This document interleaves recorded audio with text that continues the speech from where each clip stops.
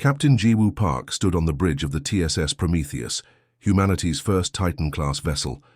Through the massive viewports, the stars stretched into streaks of light as the ship traveled faster than anyone had thought possible just decades ago. At 12 kilometers long, the Prometheus represented humanity's greatest achievement, a floating city in space built for exploration beyond the solar system. "System check complete, Captain," reported Navigator Taiho, his fingers dancing across holographic controls. "All systems nominal," Captain Park nodded, her eyes fixed on the main display showing their approach to Proxima Centauri. After 3 years of construction in Earth orbit and 6 months of travel, they were finally nearing their destination. "Engineering reports all power systems at optimal levels," said Chief Engineer Do-hyun from his station. His voice carried pride. He had helped design the revolutionary fusion engines that powered the massive vessel. The bridge crew worked with practiced efficiency. Science Officer Mi-young analyzed data streams, while Communications Specialist Subin monitored channels for any signals. Security Chief Yunjin kept watch over defensive systems.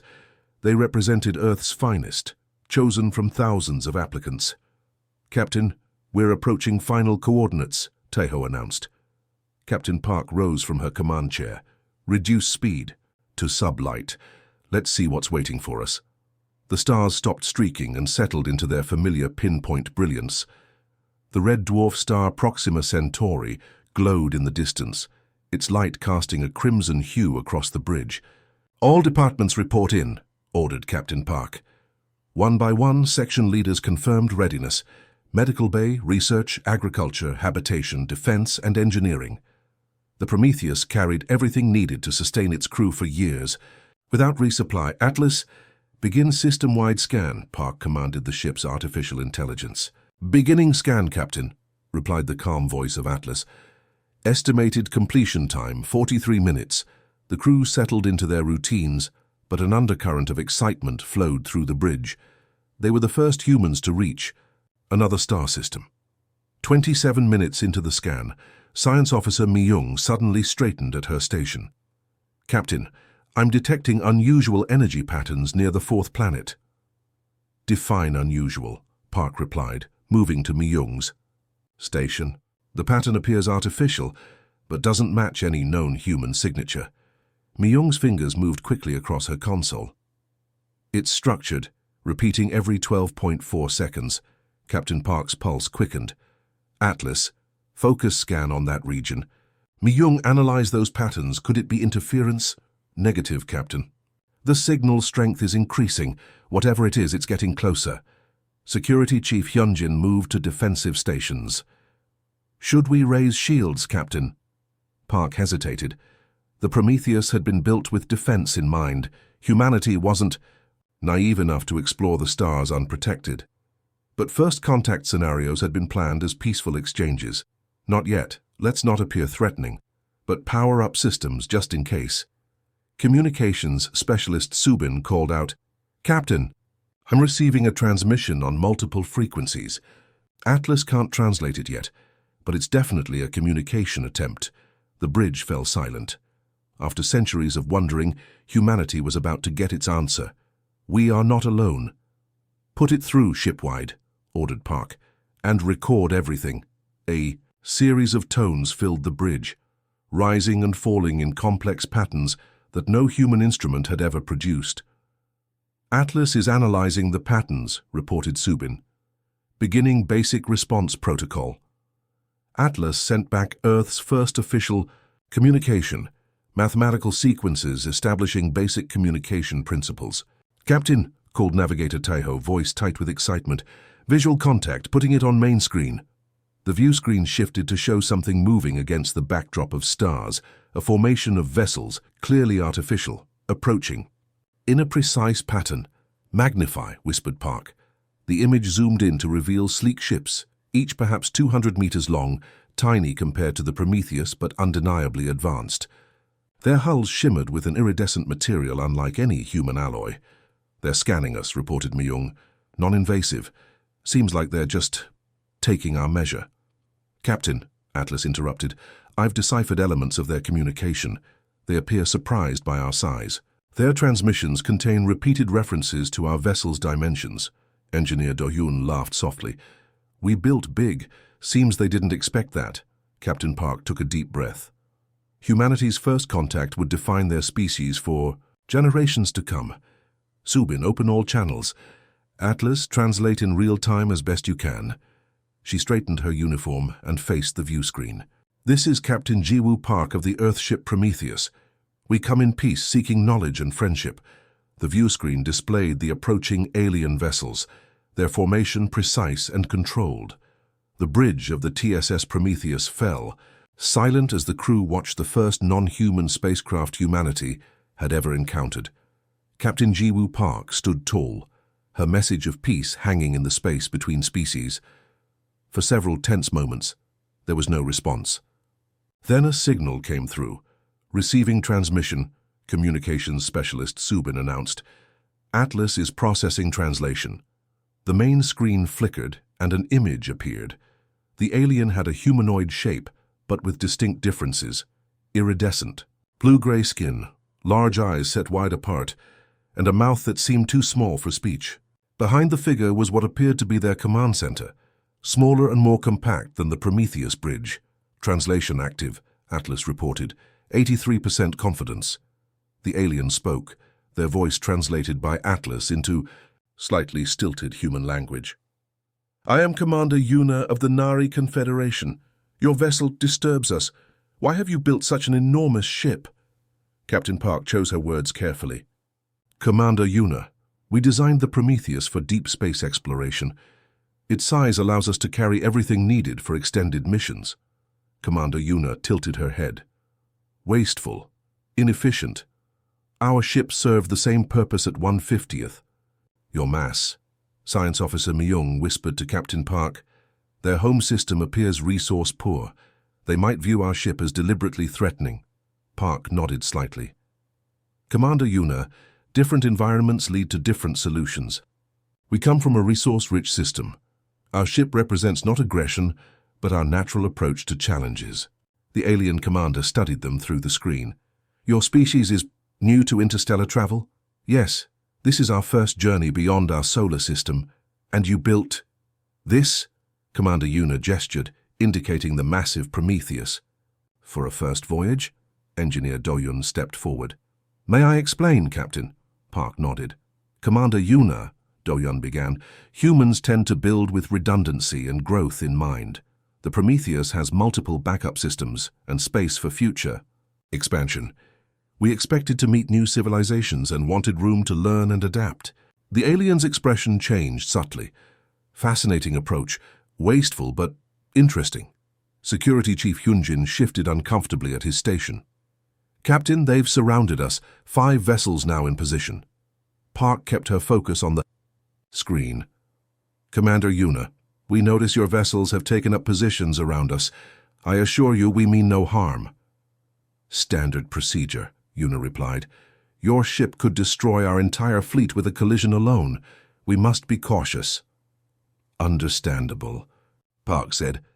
Perhaps we could exchange delegations, meet in person to build trust. The alien commander seemed to consult with others off-screen. Acceptable. We will send 3 representatives. You may send 3 as well. Thank you, Park replied. We have docking facilities that can accommodate your shuttle. No, Yuna stated firmly. Neutral ground. We will position one of our vessels between our fleets. Equal distance, equal risk. Captain Park considered this. Agreed. After the transmission ended, the bridge erupted with excited chatter. Captain, Science Officer Myung called out, preliminary scans indicate the Nari atmosphere contains similar oxygen levels to Earth, but with higher nitrogen content. Their biology appears carbon-based, like ours.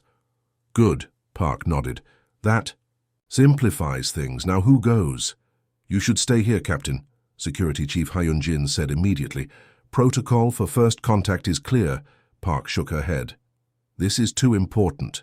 I'll go, along with Science Officer Myung for biological analysis and communication specialist Subin for linguistic support.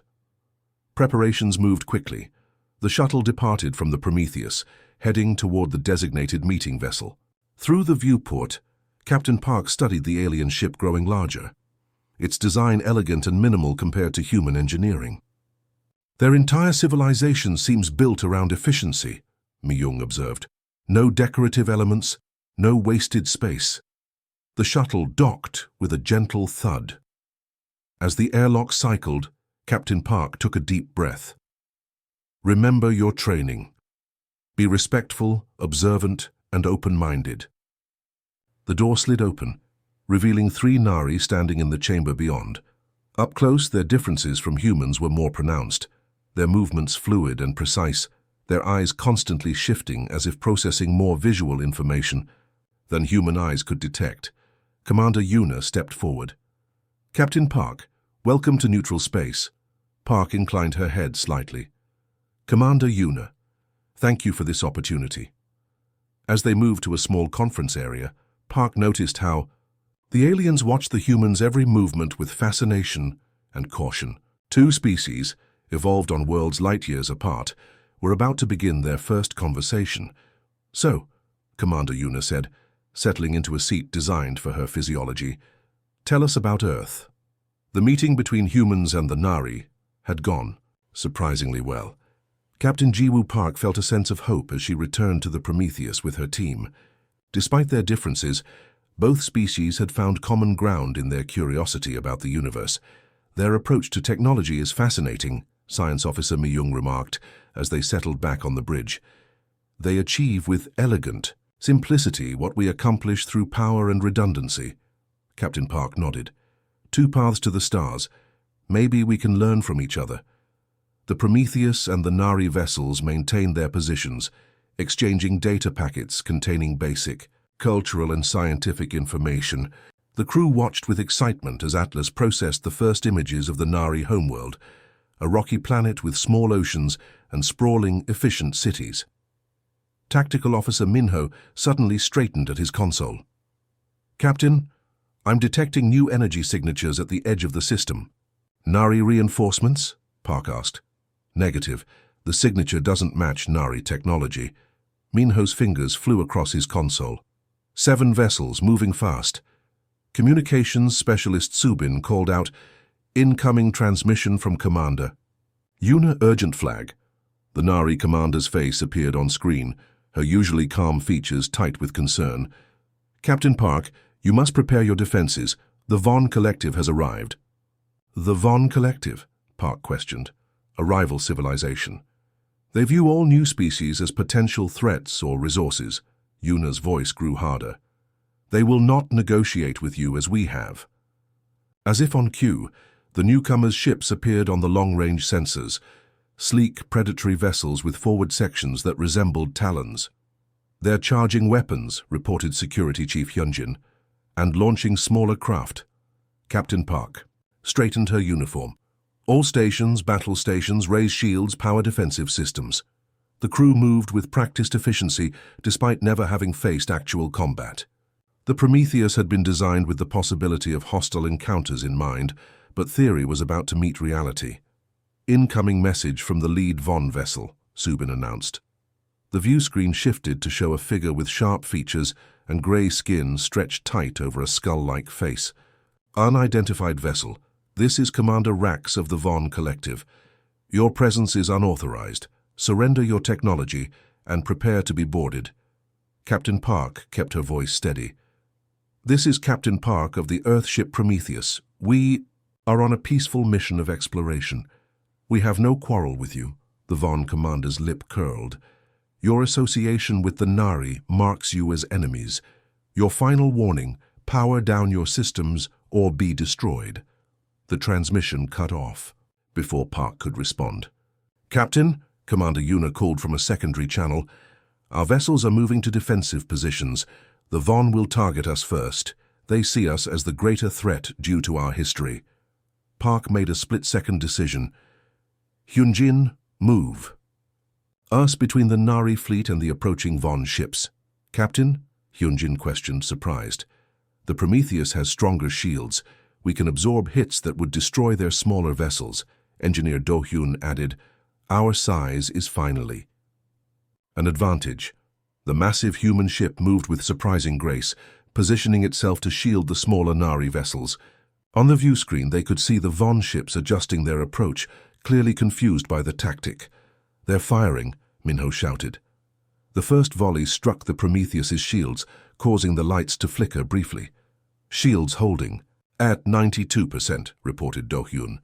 "Impact less severe than expected." The Von ships launched a second, more concentrated attack. The Prometheus shuddered. "Return fire," ordered Captain Park. "Targeted disabling shots only. Aim for their weapon systems." The human vessel responded, energy beams lancing out with precision. Two of the Von ships veered off, their weapons arrays damaged.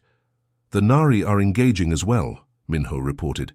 "Their ships are faster than the Von, but less armored." The space around them turned into a chaotic battlefield. The Prometheus's size, initially seen as wasteful by the Nari, now provided a crucial advantage, a mobile fortress protecting its smaller allies. "Captain," called Subin, "Commander Yuna is requesting to coordinate our defense." Park nodded. "Put her through, and tell engineering to prepare for extended shield stress."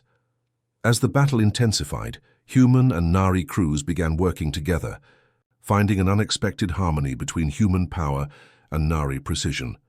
The Von, expecting an easy victory against divided opponents, found themselves facing a unified defense they hadn't anticipated. Captain Park watched the tactical display, making quick decisions that saved both human and alien lives. Humanity's first interstellar battle was not against aliens but alongside them, against a common threat that had underestimated what different species could accomplish together. The medical bay of the Prometheus bustled with activity. Medical Officer Jimin worked alongside Nari healers, treating injuries from both species. The battle had lasted 3 hours, with the Von Collective retreating only after losing 2 ships. "Their bone structure is remarkably resilient," Jimin observed as he treated a Nari crew member. "The impact that would have shattered a human arm only caused minor fractures." The Nari medic, Bomi, nodded. "And your cardiovascular redundancies are fascinating. 2 heart chambers seems insufficient, yet you manage." On the bridge, Captain Park and Commander Yuna studied tactical displays. The remaining Von ships had withdrawn to the edge of the system but hadn't left. "They're regrouping," Yuna explained. "The Von never retreat permanently. They will attack again with new tactics." Engineer Do-hyun approached with a Nari technician named Haru. "Captain, we've been working on something. The Nari understanding of shield harmonics complements our power generation abilities." Haru stepped forward. "Your shields are powerful but rigid. Ours are weaker but adaptive. By combining approaches, we could create a defense the Von cannot easily counter." Captain Park turned to Commander Yuna. "What do you think?" "Unusual," the Nari commander said. "But this entire situation is unprecedented. My engineers praise your ship's redundant systems, something they once considered wasteful." Park smiled. "And we admire your efficiency. Perhaps neither approach is wrong. Just incomplete," Yuna finished. Together they authorized the shield modifications. Nari engineers boarded the Prometheus, working alongside humans in an impromptu cultural exchange forged by necessity. In the engine room, Do-hyun explained the Prometheus's power systems to fascinated Nari technicians. "We built 3 separate reactor cores. Anyone can power essential systems." "Excessive," Haru commented, then added, "but impressive. We would never commit such resources, yet I cannot deny the advantages." Meanwhile, Security Chief Hyunjin studied Nari combat tactics. "Your ships move like dancers," he told his Nari counterpart, Tail. "We could never match such precision." "And we could never absorb punishment like your Titan ship," Tail replied. "The Von expected us to fight separately. They do not understand cooperation between different species." Science Officer Myung made another discovery. "Captain, the Nari communications network extends across multiple star systems. With their permission, we could send messages back to Earth far faster than our own systems allow. And your database of stellar phenomena is extensive," added the Nari scientist Jinwoo. "Such information would normally take us decades to compile." "Captain, Park called a meeting of senior officers from both species. The Von will attack again within hours," she began, "but we've learned much from each other already. I propose a formal alliance, not just for this battle but beyond. Commander Yuna considered this. The Nari Confederation has never allied with a newly encountered species so quickly, yet these are unusual circumstances. She paused. And your humans have proven surprisingly adaptable. We need to combine our strengths, Park continued. The Prometheus will serve as our fortress, while Nari vessels provide maneuverability. We'll coordinate our attacks and defenses as one fleet. The tactical plan they developed utilized both species' technologies in ways neither would have considered alone. Nari precision targeting would guide the Prometheus's powerful weapons. The human ship would draw fire while Nari vessels executed complex attack patterns. They're moving, announced Minho 6 hours later. All 5 remaining Von ships on approach. Captain Park took her position at the command chair. All stations report. Throughout the Prometheus, humans worked alongside their new alien allies. In engineering, Doyun and Haru monitored the modified shield systems. In medical, Jimin and Bommi prepared for casualties. On the weapons deck, Hyunjin and Tail coordinated targeting solutions. Open channel to all ships, Park ordered. Commander. Yuna's face appeared alongside hers on all vessels. Together they addressed the combined fleet. Today we fight not just for our own survival, Park began, but for the principle that different species can achieve more together than alone, Yuna continued. The Von ships approached, weapons charged, but this time they faced not separate targets but a unified force. Humanity's power complemented by Nari precision, 2 vastly different approaches to space travel, now working as one. All ships, Captain Park commanded, execute Alliance Protocol 1. The battle began, and for the first time, the Von Collective faced something they had never anticipated. 2 species fighting as one, each making the other stronger. The final battle against the Von Collective had ended in victory. The combined human-Nari fleet had outmaneuvered and outfought a numerically superior enemy through unprecedented cooperation. The Prometheus, once criticized for its excessive size, had proven decisive, absorbing punishment that would have destroyed smaller vessels while delivering devastating counterstrikes. Captain Jiwoo Park stood on the observation deck, watching as repair crews, both human and Nari, worked on the hull. The massive ship bore scorch marks and impact craters, but she had held together. Engineer Do-hyun approached, datapad in hand. Damage report, Captain. Shields at full recovery. Hull integrity at 89% but improving. All critical systems functional. And casualties, Park asked quietly. 12 human crew members, 9 Nari, all receiving treatment. 2 fatalities, Park nodded, relieved. The redundant medical systems proved their worth. Communications specialist Subin entered the observation deck. Captain, we're receiving transmissions from throughout this sector. News of our victory is spreading rapidly.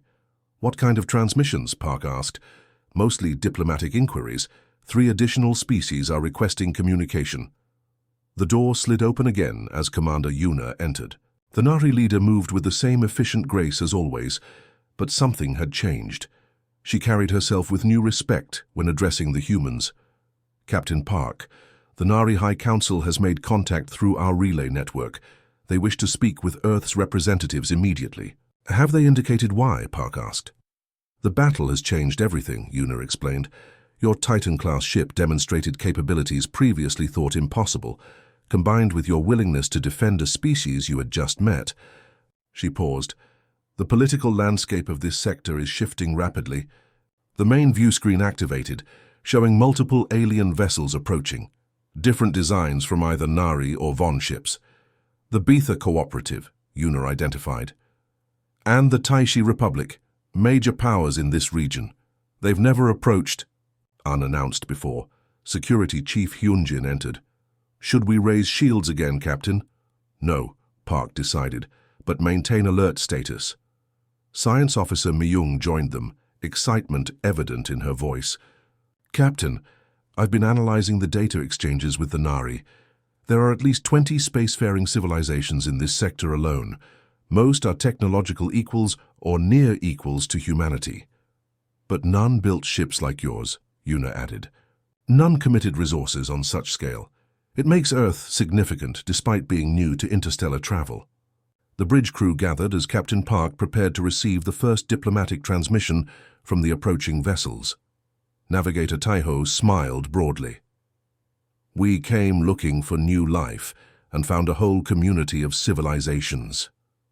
"A community that's been at war for centuries," Yuna corrected. "The Von Collective has bullied smaller species for generations. Your arrival changes the power dynamic." The main screen activated, showing representatives from 3 different alien species, alongside a Nari High Council member. Their appearances varied dramatically, but all looked at the humans with similar expressions of curiosity and caution. The Nari Councillor spoke first. "Captain Park of Earth, your actions have resonated across our networks.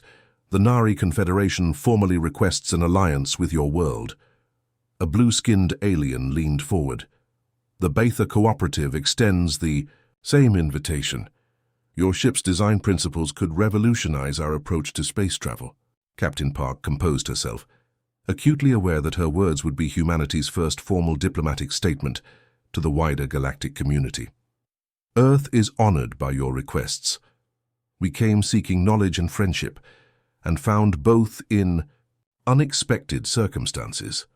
As the diplomatic exchange continued, Engineer Do-hyun quietly showed Captain Park a message from Earth on his datapad. The response to their first contact report had been immediate and decisive. 3 more Titan-class ships were under accelerated construction. Captain Park smiled slightly. Humanity's tendency to build big, once seen as wasteful, was about to become their greatest diplomatic asset. The Prometheus had been designed to represent the best of humanity, powerful yet peaceful, prepared yet principled. "Earth stands ready to join the galactic community," she told the assembled representatives, "not to dominate but to cooperate, to learn and to share what we know." As the meeting concluded, Park gazed out at the stars. Humanity had arrived on the galactic stage not as conquerors or victims, but as protectors and innovators. The Prometheus would soon lead a mixed fleet back toward Earth, carrying ambassadors from multiple species.